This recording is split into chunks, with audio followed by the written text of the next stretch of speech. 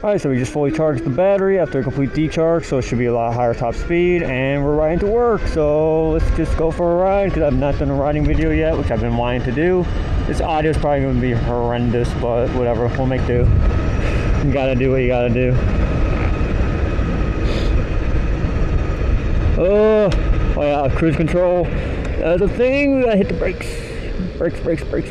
Love these brakes. Hydraulic brakes, .3 oil, big rotors, well, thick rotors, and it just stops on a dime. Acceleration, this is great. The 1000-watt motor. Alright.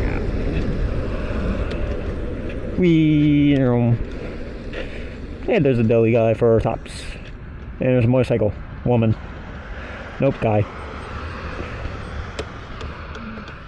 Come on, car. Come on. This guy's gonna cut me off.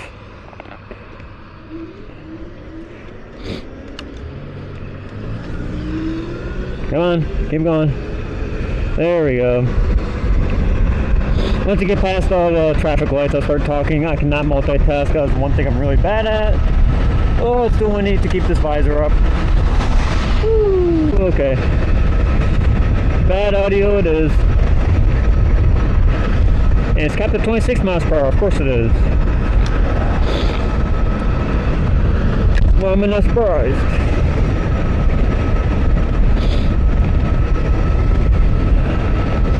$27, yeah, I don't know, I don't get it. It says it goes 31, but I've only gotten 25 as the top speed. Ooh, it's a little windy and cold out. I can't wait for the heated handlebar upgrade I'm doing, because then I'll actually be able to use this in the winter, which is the whole intention, is to drop some air off the tires. Love the tires. They are like a hybrid tire between street and off-roading, I'd say. Let's take another look at that.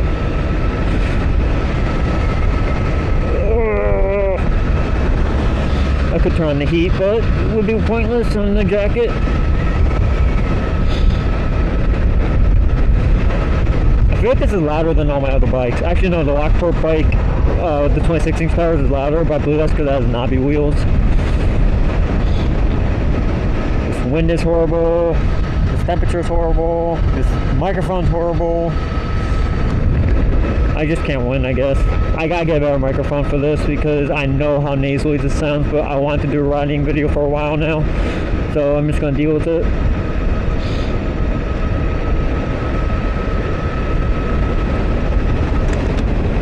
Come on, buddy, really? Okay. Didn't really look where you're going, but that's why I have better brakes. And she can't turn around to give me a lift. So she got me like, why are you the bike lady? I was like, bro, it's a bicycle. Well, it's an e-bike. I can't drive on the road with this one. It's not that fast compared to the 8,000-watt one that was stolen. But so yeah, instead of charges, it gets 23-mile range. It may be better now because I did a full dump and full recharge. It may take 2 or 3 charge cycles to get the actual top speed and actual long range. I have to break in these cells. It is a 24 AH battery, 48 volt, which I could eventually upgrade because I know a company in New York that will do custom builds for me. But I don't know if I want to do that yet because then I would need a bigger motor, bigger speed controller. The speed controller claims it can do 56 volts, but I'm not sure on that. And the side port, as I said, is way too small to actually mess with anything. So yeah, for now this works. Plus I don't really need speed with the winter coming up. I need torque. And reliability.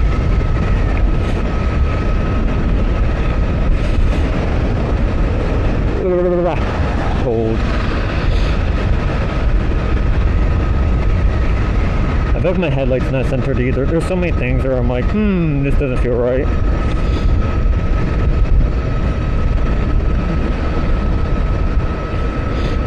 Yeah, the Crosswheel GT20 running 20-inch tires, which I think are slightly smaller than 21. I feel like that's the same exact size as my other bike, maybe a little bit, maybe an inch smaller, but I don't know. Wheels feel a lot better though. I don't feel as nimble on this as I do my other bike.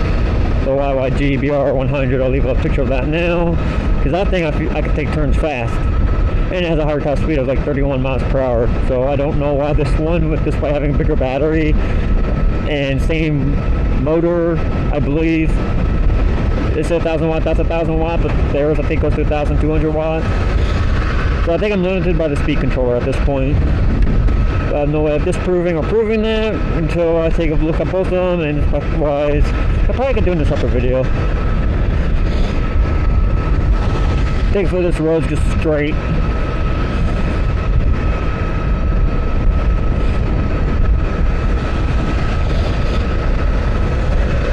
So I'll go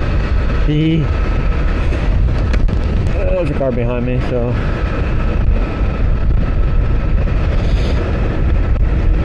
gotta let them pass. I need to get side mirrors or like a rear camera system for this. I'd love to do the rear camera system, but I don't have $160 for this bike. That will be going in my personalized bike. I wish this came with mirrors. It came with turn signals and rear brake lights that turn on when you hit the brake. So it's like, why couldn't they add side mirrors? Even one would have been nice.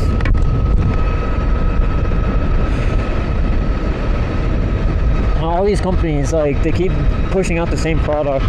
They're basically all the same besides the frame and a little bit different in suspension. This suspension still uses the same stock suspension as my BR100 bike, which I hate. It's spring based. You can't adjust it. There's no dampening, rebound, control. Same with the rear shock. Rear shock I want to replace on this, but for now it works. I don't do any off-roading really. I just do straight roads, so the only thing I'd have to worry about is the winter. But I don't even think that would cause that much of a suspension system upgrade being needed, but who knows. Cruise control is the best feature on this bike though, hands on, because then I can ride around with no hands. I can pay attention to other things. You kind of get tired of just holding the throttle down all the time, you know. Some dirt up ahead, just get out of the way because we don't need to lose traction. Too much wind in the eyeballs. Gotta protect the eyeballs. You'd think after hitting 24 years old, staring at a computer screen all day, that my eyes would be going bad by now, but they're surprisingly not. Going strong. I'm hoping it's a genetic thing. I won't go blind anytime soon, but who knows. Oh, hello. There's a car right behind me. Are you gonna pass me? Okay, you're not gonna pass me.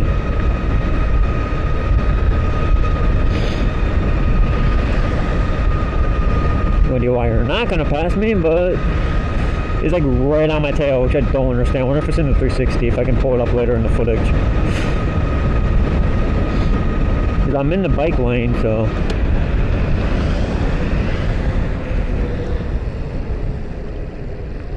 No, I don't hear him behind me. Oh yeah, he turned a while ago. Funny, funny.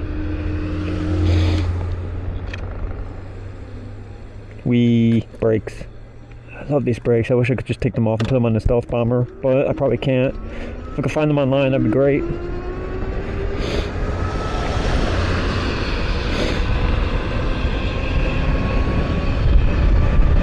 Everything just works out of the box. Alright, cruise control kicked in. Hey, look, a battery or something from a vape.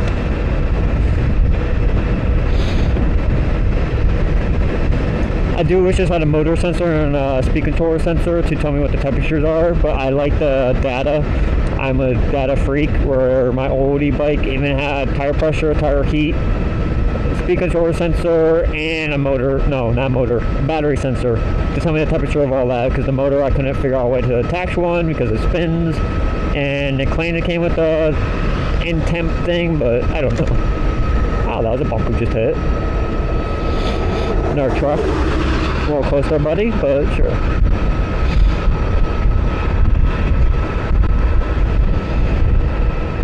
Not downhill, so this isn't going to kill the battery as much as going back home.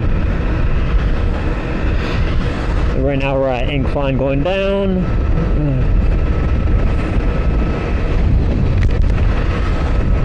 And the worst part about this bike is the charging time. It took 8 hours to charge it fully charged, which I do not understand. It claims 6 to 4 hours, so either something with this battery charger, or there's some misinformation on that, or the battery reading is not accurate, and I completely drained it. Even though it said 1 bar, I still was going like 24, 23 miles per hour, despite it being completely drained, so I don't know. Gotta figure that one out. I can't wait 8 hours to charge. I mean, all my e-bikes are on chargers that have a kill switch with the outlet, so after 6 hours it automatically cuts off, or 4 hours it automatically cuts off. I know that guy. He comes into my store all the time.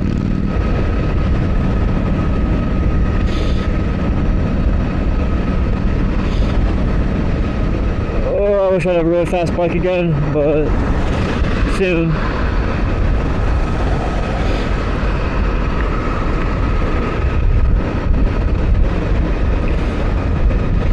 Hopefully sooner rather than later, because it's still like 3,000 power to get the battery, get the motor. Speed control will come with the motor. Come with the motor. Front wheel will come with the motor. So that's like, I'll cut down the price, because I've heard the back 8000 is not as good as the far driver in regards to you need to like pay for a login to mess with settings, and I'm like, really, I don't want to do all that. Plus I've heard there's risk with it blowing up while the far driver just works, and so I'm like, yeah, I'm glad still on the far driver. Plus it's smaller, so I'm able to make the talking bike, which would be a really awesome idea. This thing will drop down to 26 miles per hour, but we're still fully charged. I've tried messing with the pass system. I've messed with the top speed. That's capped at 63 kilometers, which I think is 29 miles per hour, 28, somewhere around there. So I think there's something going on with the speed control limiting the top speed, or I'm missing a setting. We're almost at the workplace. I gotta just shut off the camera at this point because I'm not legally allowed to show where I work due to the incident with the e-bike.